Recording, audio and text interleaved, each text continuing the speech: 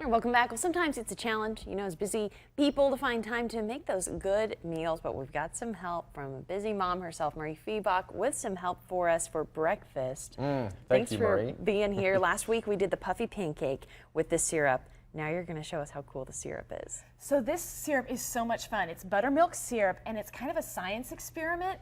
So you're mixing acids and bases, and if you've ever made a volcano with a kid with a science experiment with vinegar and baking soda, this kind of is what happens when you make this syrup. So I have in this pot already heated 1 stick of butter, and I've melted it, and we're going to add to it 3/4 of a cup of buttermilk.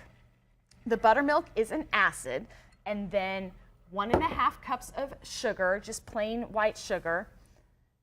Now, I remember when I had the volcano experiment, I wore goggles. I don't need those this time, right? You don't need those, but you really need to make sure you have a pan that's bigger than you think you need. Okay. Because this is going to bubble up.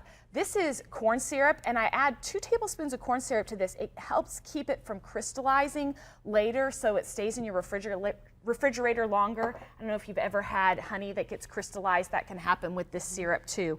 And then here's the base ingredient. So you're mixing an acid and a base. This is 1 teaspoon of baking soda. And you're gonna mix this over medium-high heat, and it's going to boil for about 7 minutes. And as it heats up, you can already see it's starting to bubble and foam and get bigger.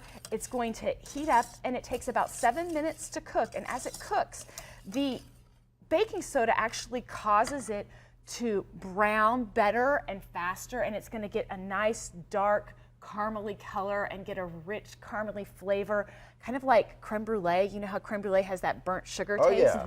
That's what this buttermilk syrup has. And so as it boils up, eventually it's going to boil up, and then it's going to calm back down. One thing you want to note when you're making this is if it starts getting too high and you're afraid it's going to overflow, just lift your pot off the heat and it will slowly come down. But this is going to boil for about 7 minutes, and then eventually what it looks like is this, where it's warm and caramely. I'm pouring it over my yeasted waffles. I made these on air, and the recipe's on my website at feedyourfamilytonight.com. I made them ahead of time, just like a toaster waffle, and then you can heat them up on a day when you need something fast. This buttermilk syrup lasts about a month in your refrigerator. There's lots of sugar in there, so it's safe as far as food safety for about a month in your refrigerator. Wow. And it's yummy and not necessarily healthy, but it sure tastes good. Hey, it might not save you on calories, but it's definitely going to save you on money if you can just make a batch of that and keep it for a month. That'll be a great option. Yeah, this is just one of the many tips that you have for us. And you were telling us in the commercial break, you have a Facebook group that we can join. Yes. Lots of other tips, conversation that can happen in there. The Facebook group is a place for people to talk about what they are making, to share their recipes for the week or their meal plan for the week, or if they have questions. I've had a lot of people ask questions in the Facebook group, and then I'll take those often and turn them into a podcast, so you can get lots of answers on the Feed Your Family Tonight podcast.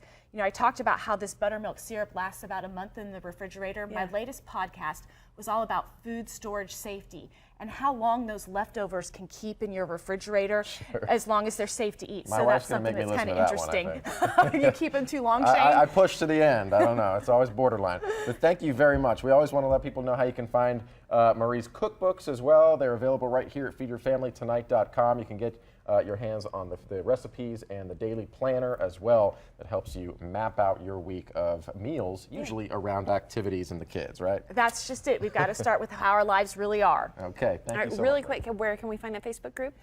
Facebook.com/feedyourfamilytonight. Perfect. Go find it on Facebook, and you can find more there and on our website. Marie, thank you so much. We'll take a short break. We'll be right back.